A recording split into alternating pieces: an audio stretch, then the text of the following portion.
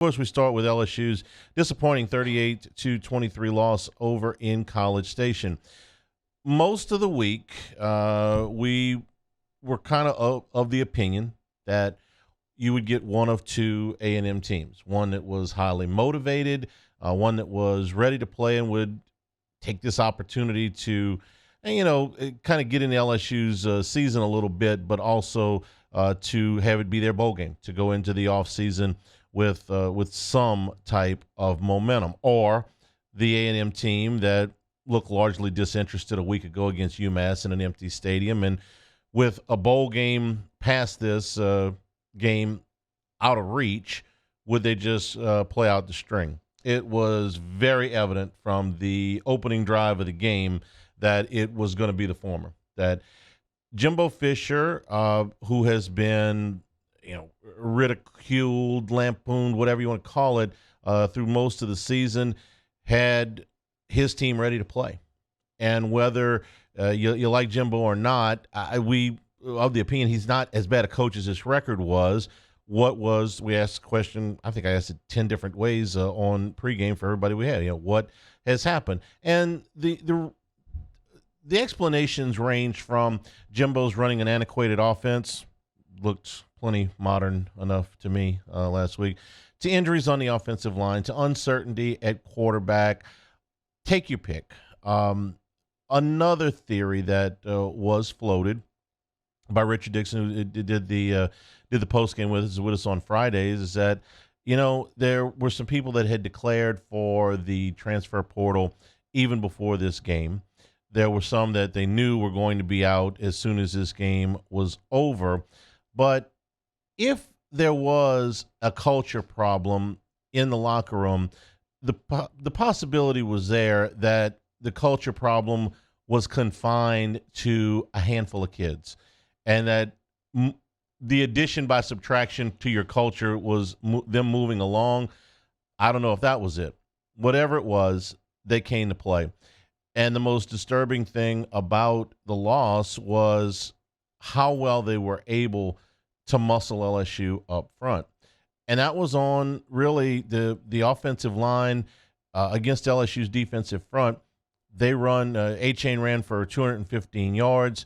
A&M ran for 272 yards on the day and over 400 yards of total offense. And they really were, I thought, with the exception of the first, say, 6 minutes or so of the third quarter, in control. It felt like A&M had control of the game. Not that they ran away and hid. LSU's offense in the first half did a nice job. They had the ball 4 times. They scored a touchdown. They kicked a field goal. The other 2 drives reached midfield and came to an end largely because of drop passes.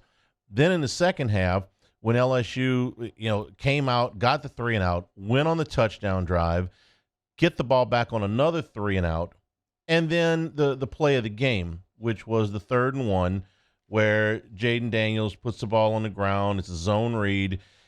He's probably got the first down as a minimum if he hands the ball to John Emery, and there was a chance that Emery had enough daylight that he could have gone for considerably more yardage. I'm not gonna tell you he would have scored. I'm not gonna tell you he would have ripped off a 40-yard run, but the first down was there. Daniels has made way more good decisions on these zone reads and these RPOs than he has bad ones, but this one was a mistake. And A&M had the perfect defense called.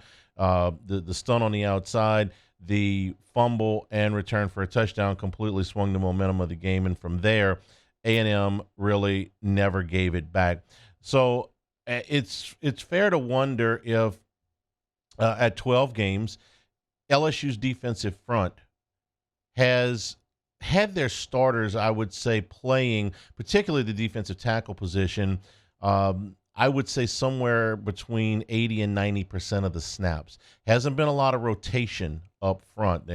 Some of that's due to some injuries, and some of that's due, hey, these guys are playing at a high level. But anybody can get tired. And DeQuillen Roy had a really good game the other night. He had 12 tackles, which for an interior defensive lineman is really, really strong. But you have to wonder, as they got into the fourth quarter, LSU all season has been in impeccable condition.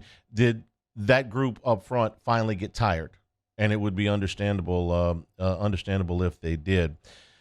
So that was concerning. Obviously, LSU had to juggle some personnel in the secondary with Jarek Bernard-Converse out, and here's where you got to give A&M credit for just making some plays.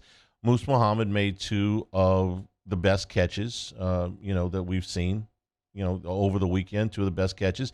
One of them for a touch. Sage Ryan is in position, but Muhammad makes a play on the ball, and they get the touchdown. There was another key reception that he had in the fourth quarter as well, which was a really difficult catch where the coverage is not bad.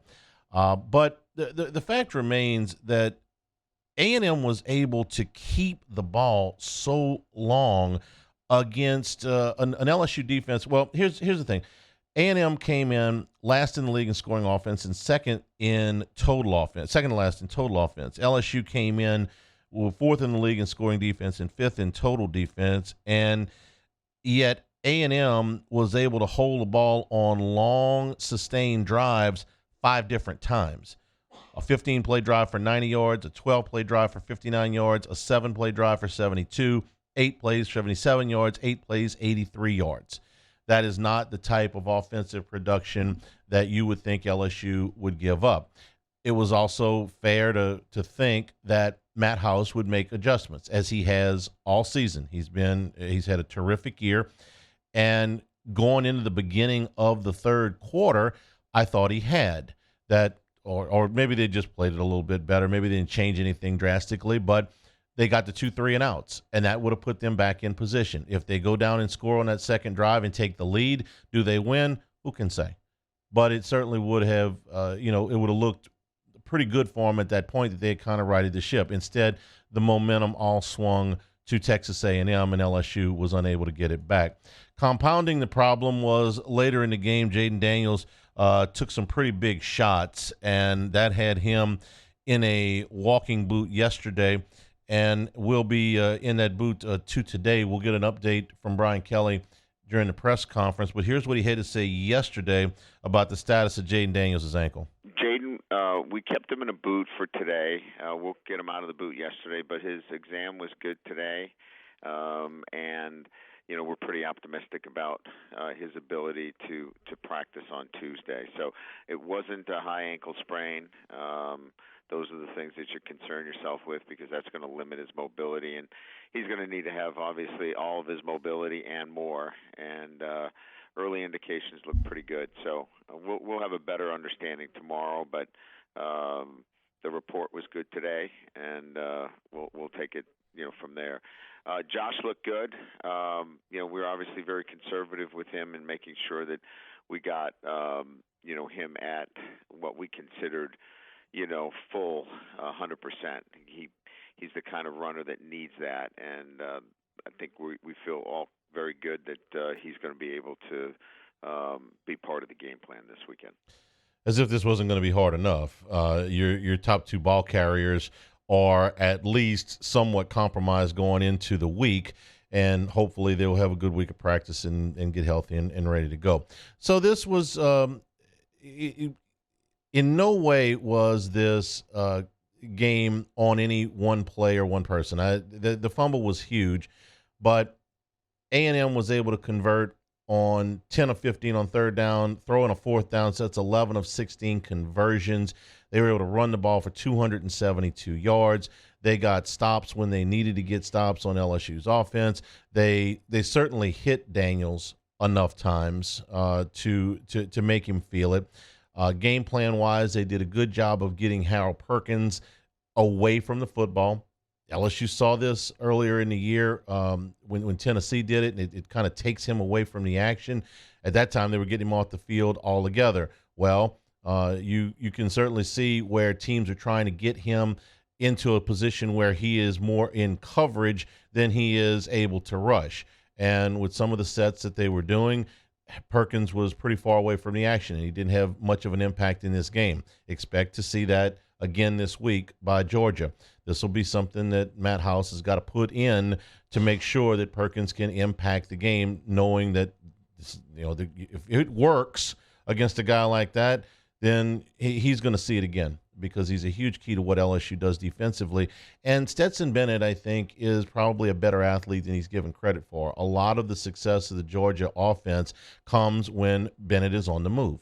It's not a lot of designed runs, but he is very good at buying himself some time, and he will run it when he has to. And he's tough, and he's not afraid to stick his nose in there. He's not afraid to try and throw a ball on the run and fit it into a tight window. So Perkins getting after him is a big get for LSU this Saturday if they're going to have some success against Georgia. So the game was a bummer, but it doesn't mean that this hasn't been over the course of the regular season a fantastic run for LSU. They're ahead of they're ahead of schedule in the rebuild. Brian Kelly's had an outstanding year, and this was not their night. This was not a game that was decided on a official's call. It wasn't a game where I thought LSU got out schemed. I didn't even think they came out flat. A&M just beat them. A&M had a day. They had their best day of the year by far. Some days you go out there and every ball finds a fairway and every putt finds a cup, and instead of lipping out, it drops in. You have some of those days. This was that day for Texas A&M. Didn't think LSU played terribly, but they didn't play well enough. They didn't play well enough to win. And Kelly talked about that after the game, saying, "Listen, they know what happened." And I had missed it on Friday, on Wednesday.